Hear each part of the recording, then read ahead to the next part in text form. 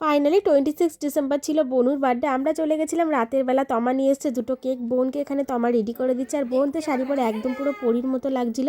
সবাই মিলে চলে গেলাম ওপরের ঘরে। বাচ্চারা অলরেডি বেলুন ফুলিয়ে ওপরের ঘরটা ডেকোরেশন করে ফেলেছে। এখানে মাসি, তারপর এক একে বাড়ির সবাই আসলো, আর ছেলে এখানে বোনকে চোখ ধরে ধরে নিয়ে আসলো। তারপর দুই বোন মিলে একটু ফটো তুললাম আর অনেক মজা করলাম। এখানে চলে এসছে আমাদের ছোট্ট ভাইজি। তারপরে এখানে বোন এখন দেখো মন দিয়ে কিন্তু খুব সুন্দর করে কেক কাটছে। তারপর এখানে এই যে আমাদের মামার ছেলেকে কেক খাই দিল। তারপর বোনকে আমি এখানে কেক খাইয়ে দিলাম। সবাই মিলে আবার বোনকে ধরে ঠেসে ঠুসে কেক মাখিয়ে দিয়ে গেছে। আমিও বাদ গেলাম না, আমাকেও কিন্তু কেক মাখিয়ে এখানে সবাই ভূত করে দিচ্ছে। আমি এবার বোনকে একটু কেক দিয়ে মেকআপ করে দিলাম। আর এখানে কাকু নিয়ে এসেছিলো বোনের জন্য ঘড়ি গিফট। তারপরে জমিয়ে খাওয়া দাওয়া, ফ্রাইড রাইস, কষা মাংস, তারপরে ছিল পায়েস, ছিল জলপাইয়ের চাটনি, আর ছিল পাঁপড় ভাজা।